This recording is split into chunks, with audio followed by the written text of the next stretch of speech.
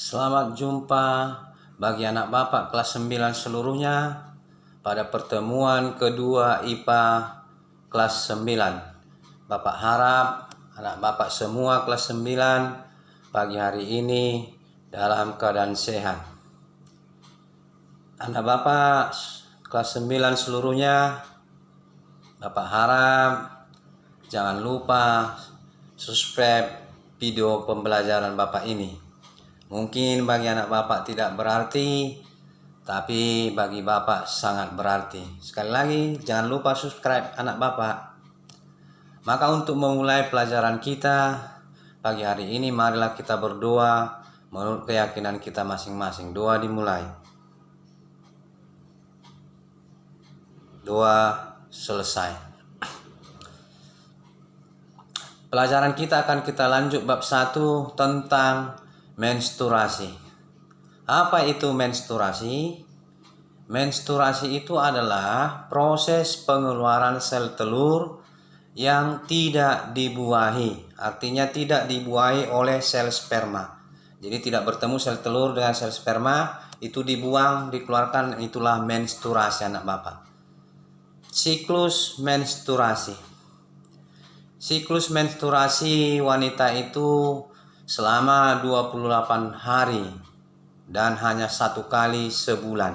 Itulah siklus menstruasi wanita anak Bapak. Kita lanjut anak Bapak.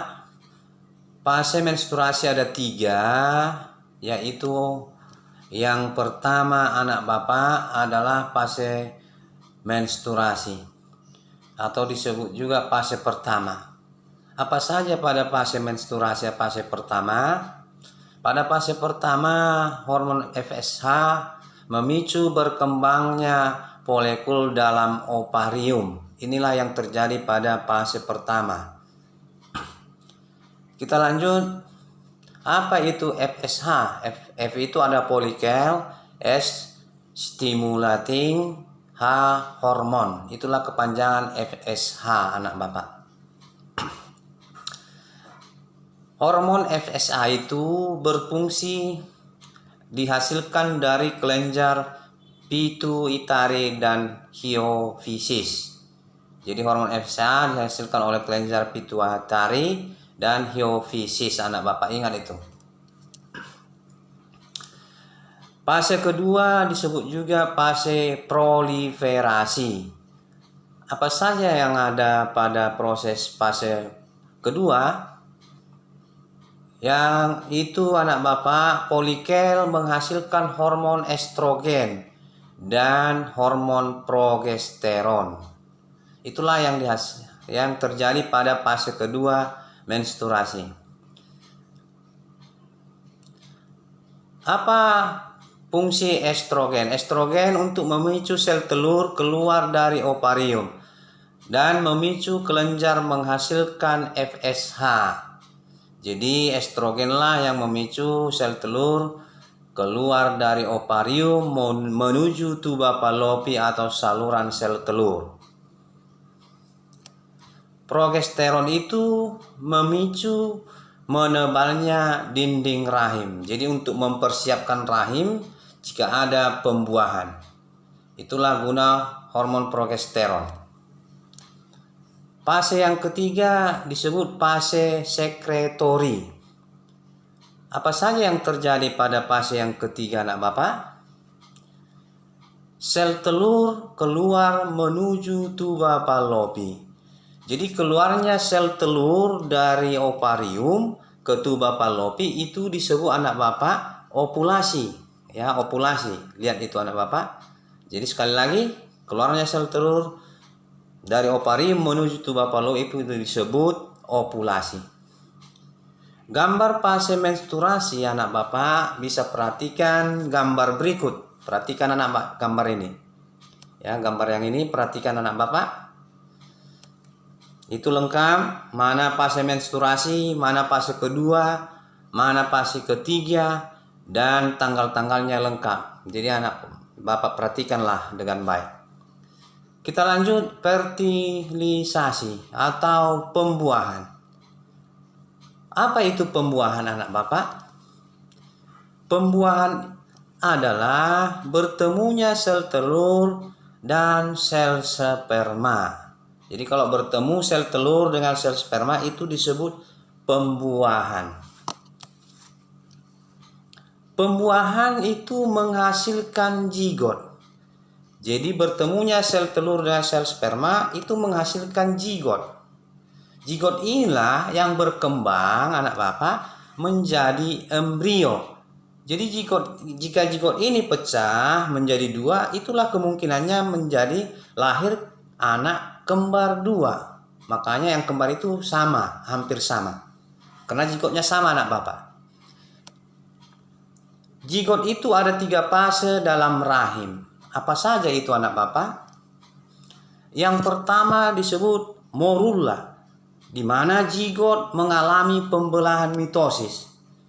Jadi morula itu zigot mengalami pembelahan mitosis. Ingat anak Bapak. Fase yang ketiga disebut blastula. Apa itu blastula? Pembentukan rongga tubuh dan jaringan untuk mempersiapkan tempat pembentukan bayi itu.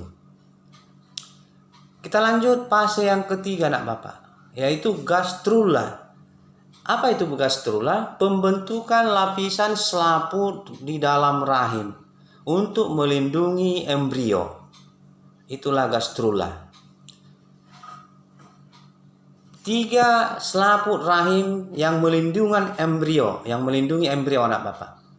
Selaput yang pertama disebut amnion, yaitu selaput yang menghasilkan air ketuban. Jadi air ketuban yang ada pada ibu kita ketika mengandung itu dari selaput amnion. Itu namanya selaput amnion. Ingat anak Bapak. Kita lanjut selaput yang kedua, disebut karion. Karion itu selaput luar amnion.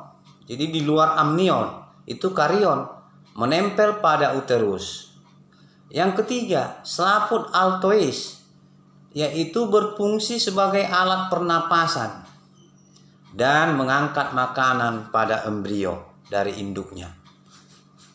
Perkembangan embrio bulan pertama itu pembentukan organ penting di dalam rahim.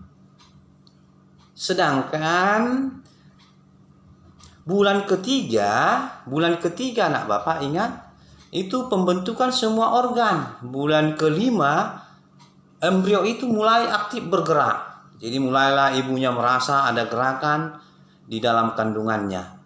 Itu bulan yang kelima, embrio itu mulai aktif bergerak. Kita lanjut anak Bapak. Bulan yang ketujuh pematangan semua organ. Sehingga setelah pematangan semua organ bulan ke-7 dan bulan ke-8 sampai bulan ke-9, maka lahirlah anak itu pada bulan ke-9. Kalau sebelum bulan ke-9 lahir disebut lahir prematur. Ingat anak Bapak. Kemudian kita lanjut penyakit sistem reproduksi. Yaitu yang pertama, gonore. Gonore merupakan penyakit yang disebabkan oleh bakteri Neisseria gonorrhea. Jadi gonore itu disebabkan bakteri Neisseria gonorrhea. Ingat anak Bapak. Ciri-cirinya orang yang menderita gonore, yang pertama kencing pedih. Yang kedua kencingnya bernanah. Jadi kalau udah bernanah anak Bapak, itu berarti gonorenya sudah parah. Jadi hati-hati anak Bapak. Kita lanjut yang kedua, yaitu siflis. Siflis itu disebabkan oleh bakteri yang namanya Treponema pallidum. Sekali lagi, Treponema pallidum. Itulah penyebab penyakit siflis, yaitu bakteri. Apa ciri-ciri penyakit siflis anak Bapak? Yang pertama, sakit di kelamin. Yang kedua, terjadi luka di sekitar alat kelamin. Kita lanjut yang ketiga, penyakit yang ketiga herpes genitalis. Penyebabnya herpes genitalis itu adalah virus herpes simplex. Perhatikan di layar, virus herpes simplex. Itulah penyebab penyakit herpes genitalis. Ciri-cirinya anak Bapak, sakit di sekitar kelamin. Bedanya dengan sifilis, yang kedua ada lepuhan di sekitar kelamin. Ada lepuhan-lepuhan di sekitar kelamin. Itu bedanya dengan sifilis anak Bapak. Yang keempat, inilah penyakit yang ditakutkan adalah AIDS. AIDS itu disebabkan oleh virus HIV. HIV itu kepanjangannya Human Immunodeficiency Virus. Itu kepanjangan virus HIV. Orang yang menderita AIDS itu mengalami sakit kepala, sesak, kemudian demam, juga mengalami diare, bahkan berat badannya semakin turun. Kenapa ini adalah penyakit yang paling ditakutkan di dunia anak Bapak? Bukan karena mematikan, tetapi kalau kita menderita AIDS, kita menderita bertahun-tahun baru kita meninggal. Itu makanya paling ditakutkan. Paling cepat meninggal 5 tahun, menderita sakit kepala, sesak, demam, diare, dan seterusnya. Jadi sangat menderita anak Bapak. Itulah pelajaran kita pada pagi hari ini anak Bapak. Sampai di sini. Jadi bab pertama sudah selesai kita pelajari. Untuk pertemuan berikutnya akan kita pelajari bab yang kedua. Maka marilah kita berdoa menurut keyakinan kita masing-masing. Doa dimulai. Doa selesai. Anak Bapak kelas 9 seluruhnya, pesan Bapak bagi anak Bapak kelas 9 seluruhnya. Yang pertama, jangan lupa mengisi absen di classroom kita. Sekali lagi, jangan lupa mengisi absen di classroom kita. Dan dikirim melalui classroom juga. Yang kedua, jangan lupa anak Bapak mengerjakan tugas yang kedua IPA kelas 9. Ini dikerjakan juga di classroom. Setelah dikerjakan dikirim melalui classroom. Yang ketiga anak Bapak, yang paling penting, jagalah kesehatan. Supaya pada 2 minggu berikutnya pertemuan ketiga, anak Bapak kelas 9 semuanya keadaan sehat. Terima kasih bagi anak Bapak yang sudah mensubscribe video ini. Bapak ucapkan sekali lagi terima kasih.